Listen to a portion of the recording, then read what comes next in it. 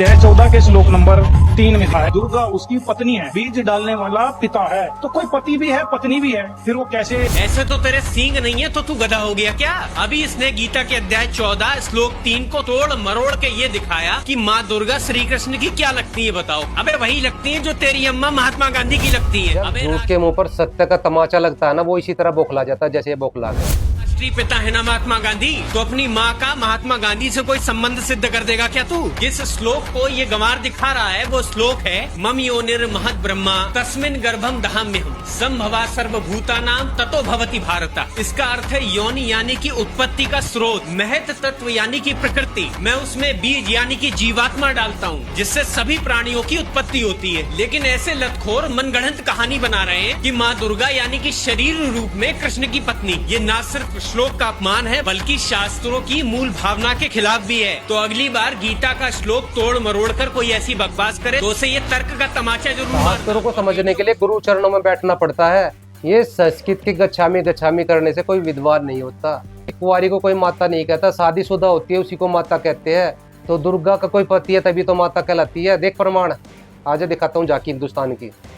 देवी भागवत पुराण सकत 3 अध्याय 5 श्लोक 12 में लिखा है, हे जगदम्बिका, आप सदा अपने पति परम पुरुष को रमण कराती रहती हो। रमण का गूगल पे खोज लिए, ठीक है। ब्रह्म पुराण अध्याय 34 में लिखा है, ये प्रकृति देवी पत्नी रूप में प्रकट होकर जगत के कारणभूत आप परमेश्वर को प्राप्त हुई।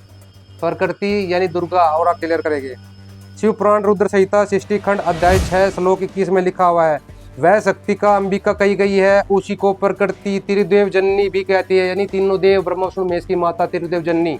सिद्ध हो गया दुर्गा को ही प्रकृति कहते हैं, यही तीनों देवताओं की माता है, यही परम पुरुष की पत्नी है। पत्नी श्लोक को ये गंवार दिखा रहा है वो श्लोक है मम योनिर महद ब्रह्मा तस्मिन गर्भम दहाम्यहम् संभवा सर्वभूतानां ततो भवति भारता। इसका अर्थ है योनि यानी कि उत्पत्ति का स्रोत, महत तत्व यानी कि प्रकृति, मैं उसमें बीज यानी कि जीवात्मा डालता हूँ जिससे सभी प्राणियों की उत्पत्ति होती है। गीता का तुझे वही श्लोक पढ़ाता हूँ, योनि का मतलब दिखाता हूँ, उसमें क्या लिखा हुआ गीता का। योनि माने उत्पत्ति। अब अंग्रेजों बेड़ा गर्क कर दिया तुम्हें देश का। ये देखो भाई, भागवत गीता, गीता प्रेस गोरखपुर से प्रकाशित है, ठीक है। ये अध्याय 14 के श्लोक 3 में आ गया। अब ये जो अंग्रेज है संस्कृत बोल के दिखा रहा था, अरे भाई तू हिंदी ठीक से समझ ले इसकी।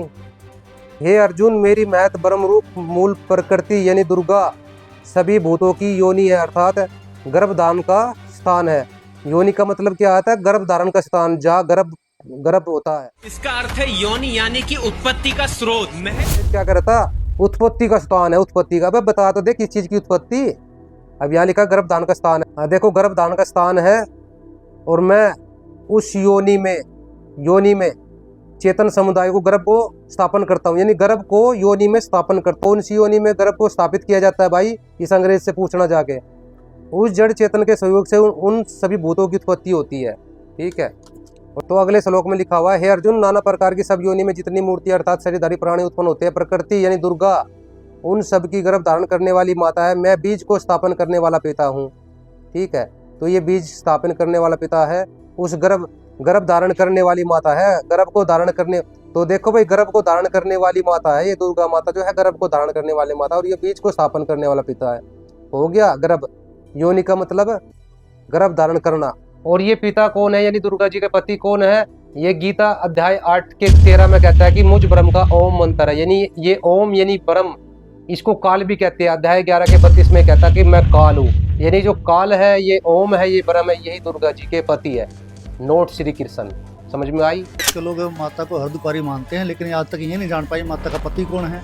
भाई कौन है तो चलो दिखाएंगे इनको बाद में। आ जा भाई, देखा देख, ये माता देवी के वचन हैं। ब्रह्मा विष्णु महेश इंद्र वरुण कुबेर एवं अग्नि तक को भी मैं पति बनाना नहीं चाहती। इन सब प्रधान देवताओं को छोड़कर किस गुण की विशेषता से मैं पशु को स्वामी बनाने का निंदनीय काम करूंगी? महिषासुर को डांट रही है कि पशु है वो। मैं पति को वर्ण करने वाली स्त्री नहीं हूँ, मेरे शक्तिशाली पति देव विराजमान हैं। देवी माता के पति विराजमान है, वो काल भगवान है, ब्रह्मा विष्णु शिव के पति जो पिता हैं। ऐसे सुयोग्यतम पति को छोड़कर मूर्ख महिषासुर की सेवा करने के लिए मैं कैसे तैयार हो सकती हूँ? भाई देवी भागवत में तो देवी ने अपने पति के बारे में बता दिया, पर हमारे पाखंडी धर्मगुरु आज तक हमें नहीं बता पाए। नवरात्रि भी करवा रहे हैं, ये नहीं बता पाए कि माता कि शादी हो रखी है या उसके कोई पुत्र हैं, ये कह रहे हैं वो तो अर्धकुंवारी है। मूर्ख बना रखा है हमें, मूर्ख। गुरुजी, हम ये सवाल करना चाहते हैं कि दुर्गा जी को सिंदूर चढ़ाते हैं, लोग लगाते हैं, दुर्गा जी को पति कौन है? अभी मजा आएगा ना भिड़ो। दुर्गा जी के पति भगवान शंकर। क्या बात है सर, क्या बात है सर, क्या बात, ये बात है। माँ भगवती दुर्गा जी के कोई पति नहीं है, ये खुद पति है। चौथे में कहा है कि पृथ्वी जल अग्नि वायु आकाश मन बुद्धि और अहंकार भी इस प्रकार ये 8 प्रकार से विभाजित मेरी प्रकृति है। यह 8 प्रकार के भेद वाली तो अपरा अर्थात मेरी जड़ प्रकृति है। और हे महाबाहो, इससे दूसरी को जिससे संपूर्ण जगत धारण किया जाता है, मेरी जीव रूपा परा अर्थात चेतन प्रकृति जान। अब यहाँ देखो 2 प्रकृति बता दी इसने। एक तो प्रकृति ये है जो ये सारी 8 जो पृथ्वी जल अग्नि वायु आकाश मन बुद्धि और अहंकार, ये तो है 8 प्रकार से विभाजित। ये तो है जड़ प्रकृति, ये तो जड़ प्रकृति। और इससे दूसरी वो दुर्गा है, ये दुर्गा की तरफ संकेत है। जैसे आपने श्रीमद् देवी भागवत में पढ़ा कि प्रकृति दुर्गा को कहते हैं। एक तो जड़ प्रकृति है और दूसरी जो है ये प्रकृति दुर्गा को कहते हैं। ये देखिएगा 123 पृष्ठ पर श्रीमद् देवी भागवत, फिर दिखाते हैं आप।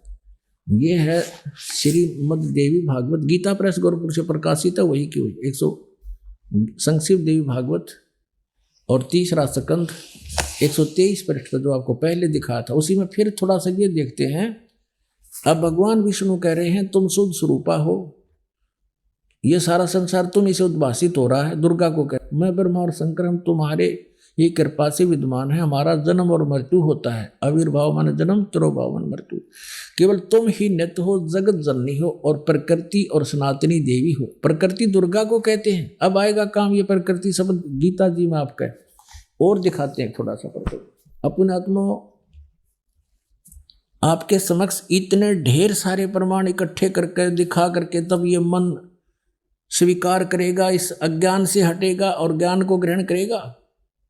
अब आपको दिखाते हैं श्री शिव पुराण के अंदर जो कि ये दुर्गा इन तीनों की माँ है, ब्रह्मा विष्णु महेश की, और ये सदा शिव रूपी काल जो है, काल रूपी ब्रह्म, ये इनका पिता है।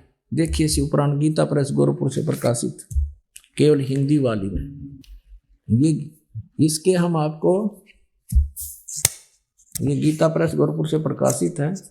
इसमें ब्रह्मा जी बता रहे हैं अपने पुत्र नारद को, ये संस्कृत शिव पुराण पृष्ठ 98 पे है। नीचे से अपने पुत्र नारद की यह बात सुनकर लोक पिता में ब्रह्मा वहां इस प्रकार बोले, ये 99 पृष्ठ पर है और ये रुद्र संहिता का 6वां अध्याय है। ब्रह्मा जी ने कहा, ब्रह्मन देव शिरोमणे, तुम सदा समस्त जगत के उपकार में लगे रहते हो, तुमने लोगों के हित की कामना से बहुत उत्तम बात पूछी। ये सब बताते हुए कि सृष्टि की रचना किसने, यहाँ आ जाते हैं। जिस परब्रह्म के विषय में ज्ञान और अज्ञान से पूर्ण उक्तियों द्वारा इस प्रकार विकल्प किए जाते हैं, उसने कुछ काल के बाद, कुछ समय के बाद द्वितीय की इच्छा प्रकट की। उसके भीतर एक से अनेक होने के संकल्प उदित हुए।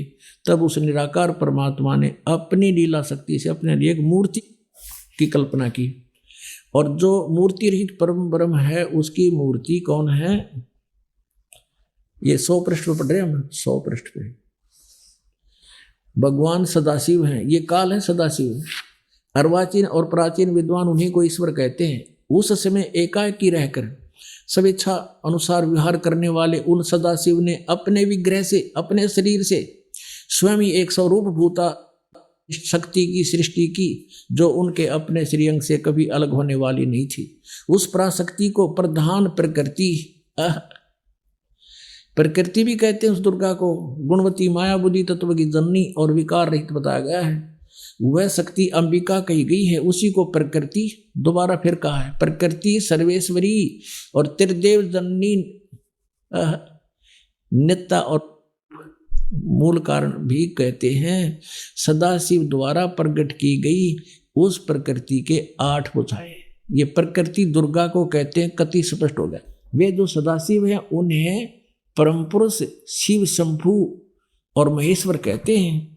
101 पृष्ठ पर हम चल रहे हैं, रुद्र संहिता, गीता प्रेस, गोरखपुर प्रकाश की। वे अपने सारे अंगों पर भस्म रमाए रहते हैं। उन काल रूपी ब्रह्म ने एक ही समय, ये काल रूपी ब्रह्म है, ये काल रूपी ब्रह्म, ये काल है, काल रूपी ब्रह्म ने एक ही समय शक्ति के साथ शिवलोक नामक क्षेत्र का निर्माण किया। अब मैं क्या बताना चाहता हूं आपको, वे प्रिय और प्रियतम रूप शक्ति और शिवा, ये पति पत्नी रूप में उस काशी में रहते हैं। देव से एक समय उस आनंद वन में रमण करते हुए शिवा और शिव के मन में यह इच्छा हुई कि किसी दूसरे की पुरुष की भी सृष्टि करनी चाहिए, जिस पर यह सृष्टि संचालन का महान भार रखकर हम दोनों केवल काशी में रहकर स्वेच्छा अनुसार विचरें और निर्वाण धारण करें। ऐसा विचार करके, निश्चय करके, शक्ति सहित सर्वव्यापी परमेश्वर शिव ने अपने वाम भाग से 10वें अंग पर अमृत मल दिया, यानी दुर्गा के साथ पति पत्नी व्यवहार किया, जिससे वहां एक पुत्र की उत्पन्न हुई, एक पुरुष प्रकट हुआ, उसका नाम के रखा। ये 102 पृष्ठ पर, ये रुद्र संहिता। शिव बोले, वत्स, व्यापक होने से तुम्हारा विष्णु नाम विख्यात हुआ, यानी विष्णु और ब्रह्मा और शिव का पुत्र है ये काल रूपी ब्रह्म, दुर्गा इसकी पत्नी है। अब फिर ये यहाँ 6वां अध्याय खत्म होगा रुद्र संहिता का, और 7वें में भगवान ब्रह्मा जी कहते हैं देव से, तत्पश्चात कल्याणकारी परमेश्वर शाम सदाशिव ने पूर्व प्रयत्न करके मुझे अपने दाहिने अंग से उत्पन्न किया, जिस प्रकार विष्णु किया वैसे मैं किया, मेरा बेहोश कर दिया। पुण्यात्माओं, ये स्पष्ट हो गया कि दुर्गा को प्रकृति कहते हैं। पढ़ते हैं इस गीता जी को, प्रकृति दुर्गा को कहते हैं। और 14वें अध्याय के गीता जी के 3, 4, 5 श्लोक में ये स्पष्ट कहता गीता ज्ञानदाता कि ये प्रकृति यानी दुर्गा तो मेरी पत्नी है, सब जीवों की माता है और मैं सबका पिता हूं। इसके पेट में मैं बीज स्थापित करता हूं गर्भ में, तब सब जीवों की उत्पत्ति होती है। और इसी प्रकृति से उत्पन्न तीनों गुण, रजगुण ब्रह्मा, सतगुण विष्णु, तमगुण शिव जी, ये सभी जीवों को कर्माधार से या बंधन में बांधे रहते हैं। और परमात्मा कहते हैं ये झूठ बोल रहा है, ये केवल ब्रह्मा विष्णु महेश को दोषी बता रहा है। नहीं, क्या बताते हैं? ब्रह्मा विष्णु कहते हैं, ब्रह्मा विष्णु महेश्वर माया और धर्मराया कहिए, इन 500 में परम पंच बनाया, वाणी हमरी लहिए। परमात्मा कहते हैं ब्रह्मा विष्णु महेश माया और धर्मराया कहिए, धर्मराज कहें इस काल को, धर्मराया भी कहते हैं। और इन 500 ने मिलकर ये प्रपंच बना रखा है, वाणी हमरी लहिए। एक समय क्या हुआ, ब्रह्मा और विष्णु जी का आपस में